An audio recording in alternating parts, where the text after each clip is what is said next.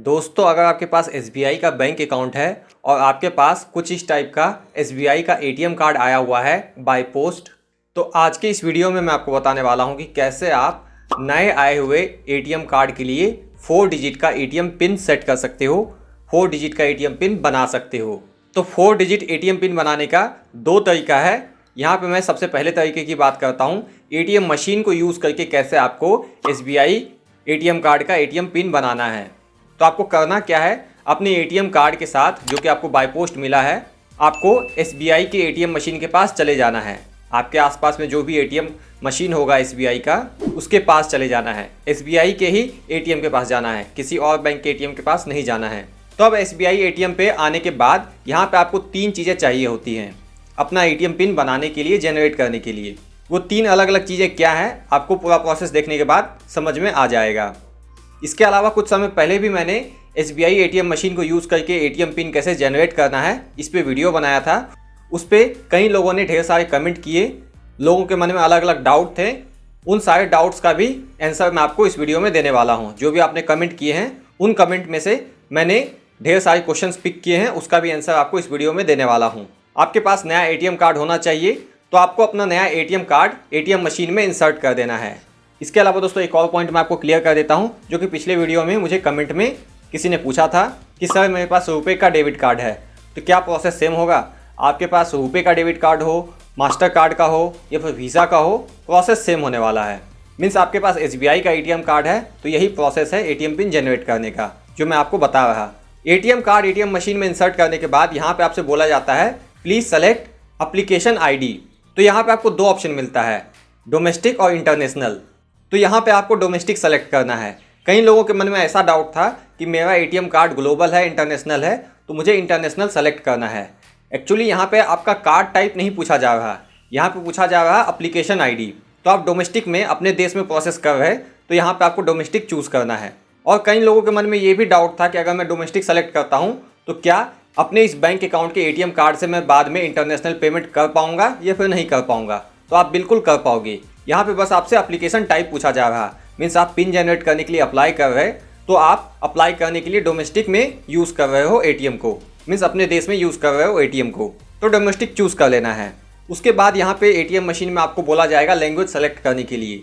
तो आप जिस भी लैंग्वेज में एटीएम मशीन को यूज़ करना चाहते हो वो आप सेलेक्ट कर सकते हो। आप हिंदी या फिर इंग्लिश अपने अकॉर्डिंग सेलेक्ट कर लोगे। मैं यहाँ पे इंग्लिश चूज़ कर लूँगा। उसके बाद आपके सामने इस टाइप का डिस्प्ले ओपन होगा, dear customer please select transaction. तो यहाँ पे आपको पिन जनरेट करना है, तो लेफ्ट साइड में आपको ऑप्शन मिलता है पिन जनरेशन, तो आपको इसे सेलेक्ट कर लेना है। अब यहाँ पे आप देख सकते हो आपको अपना अकाउंट नंबर इंटर करने के लिए कहा जाता है, बैंक अकाउंट नंबर।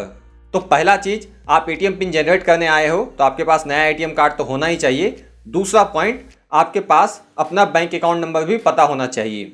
तो बैंक अकाउंट नंबर आपके पासबुक में लिखा हुआ होता है, अगर आपको याद है तो यहाँ पे आप इंटर कर दोगे। बाकी आप अगर योनो ऐप यूज़ कर पा रहे या फिर इंटरनेट बैंकिंग एक्सेस कर पा रहे, तो वहाँ से भी आप जा करके अपना अकाउंट नंबर चेक कर सकते हो।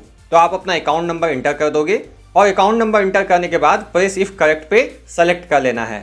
उसके बाद आपको 10 डिजिट का मोबाइल नंबर इंटर करने के लिए कहा जाता है। आपको वही मोबाइल नंबर इंटर करना है जो कि आपके बैंक अकाउंट के साथ लिंक किया हुआ है। तो कई लोगों ने मुझे पिछले वीडियो में, पुराने वीडियो में कमेंट किया था और पूछा था कि सर मुझे 91 डालना है या फिर नहीं डालना है, यानी कि कंट्री कोड डालना है, उसके बाद मोबाइल नंबर डालना है या फिर बिना कंट्री कोड के ही डालना है। तो यहाँ पे आप देख सकते हो स्क्रीन पे लिखा हुआ है please inter 10 digit mobile number. तो यहाँ पे आपको केवल 10 डिजिट ही इंटर करने के लिए ऑप्शन मिलता है, स्पेस मिलता है। मीन्स 10 डिजिट से ज़्यादा आप इस बॉक्स में नहीं लिख पाओगे, तो आपको कंट्री कोड इंटर करने की ज़रूरत नहीं है। आप केवल मोबाइल नंबर इंटर करोगे जो कि 10 डिजिट का होता है। +91 या फिर 0 इंटर नहीं करना है, जो कि इंडिया देश का कंट्री कोड है। मोबाइल नंबर इंटर करने के बाद प्रेस इफ करेक्ट पे सेलेक्ट कर लेना है। उसके बाद आपके ट्रांजैक्शन को प्रोसेस किया जाता है, आपको वेट करना है और इस तरह से आपकी एटीएम मशीन से अब एक रिसिप्ट निकल के आता है। और यहाँ पे देख सकते हो स्क्रीन पे लिखा हुआ आ गया प्लीज़ टेक योर कार्ड। आपको अपना एटीएम कार्ड एटीएम मशीन से निकाल लेना है। इसके अलावा दोस्तों एक और पॉइंट मैं आपको क्लियर कर देता हूँ कि इन बिटवीन प्रोसेस करते दौरान अगर आपका ट्रांजैक्शन फेल हो जाता है तो आप फिर से ट्राई कर सकते हो।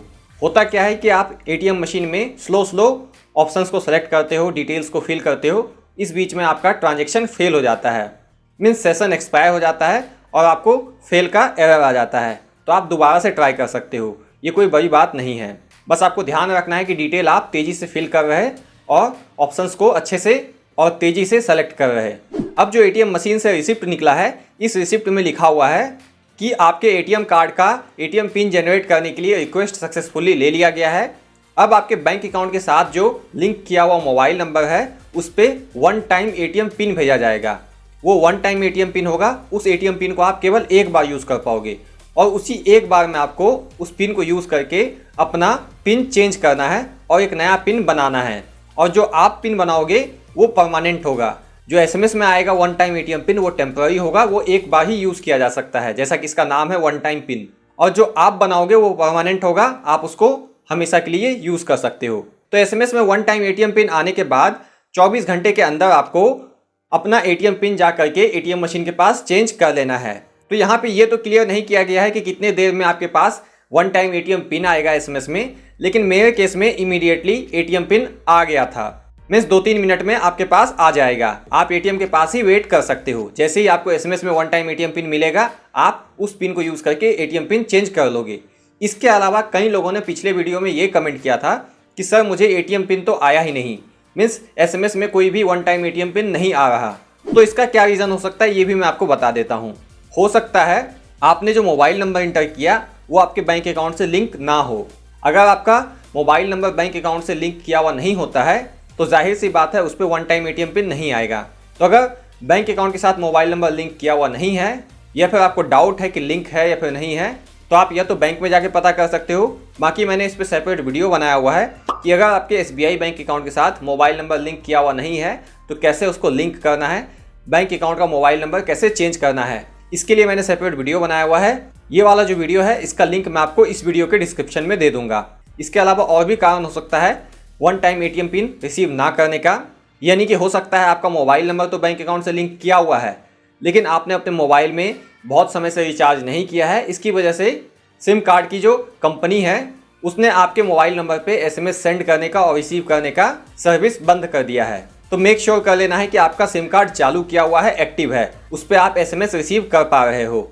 इसके अलावा ये भी हो सकता है कि वहाँ पे अभी एटीएम मशीन के पास नेटवर्क ना हो, तो आप नेटवर्क वाले जोन में आ जाओगे जहाँ पे अच्छा खासा मोबाइल नेटवर्क आता हो। तो यहाँ पे आप देख सकते हो मेरे पास एसएमएस में वन टाइम एटीएम पिन आ चुका है और ये जो एटीएम पिन होता है वो नंबर्स में लिखा हुआ मिलता है, यानी कि वन टाइम एटीएम पिन भी 4 डिजिट का होगा और वो कुछ इस टाइप का लिखा हुआ मिलेगा। अगर पिन में 1 होता है एग्जाम्पल के लिए तो वहाँ पे 1 डिजिट में लिखा हुआ नहीं होगा, इस टाइप का लिखा होगा ONE1 TWO2 THREE3 FOUR4, इस टाइप का पिन लिखा हुआ मिलेगा, ना कि 1 2 3 4।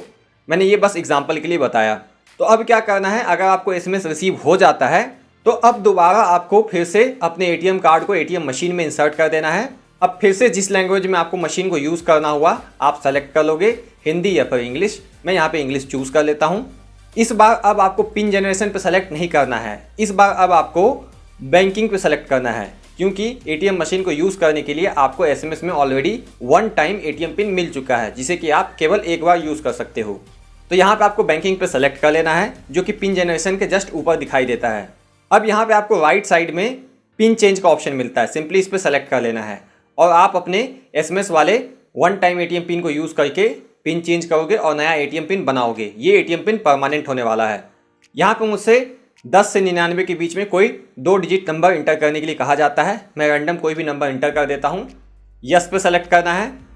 उसके बाद यहाँ पे आप देख सकते हो एटीएम पिन इंटर करने के लिए कहा जाता है, तो मुझे वो एसएमएस वाला पिन इंटर कर देना है जो कि अल्फ़ाबेट्स में लिखा हुआ है। और ये जो आपको एटीएम पिन चेंज करना है वो 24 घंटे के अंदर ही कर लेना है एटीएम मशीन के पास जाके, जैसे ही आपको एसएमएस रिसीव होता है। बाकी जैसा कि मैंने आपको बताया इमीडिएटली मुझे रिसीव हो गया था। जैसे ही मैंने रिक्वेस्ट डाला एटीएम पिन जनरेशन का, इमीडिएटली एसएमएस में आ गया था कि ये है आपका वन टाइम एटीएम पिन, 24 घंटे के अंदर आप पिन चेंज कर लें एटीएम मशीन के पास ही। तो वहाँ पे ही मैं वेट किया और तुरंत मेरे पास पिन आ गया और मैं यहाँ पे चेंज कर रहा।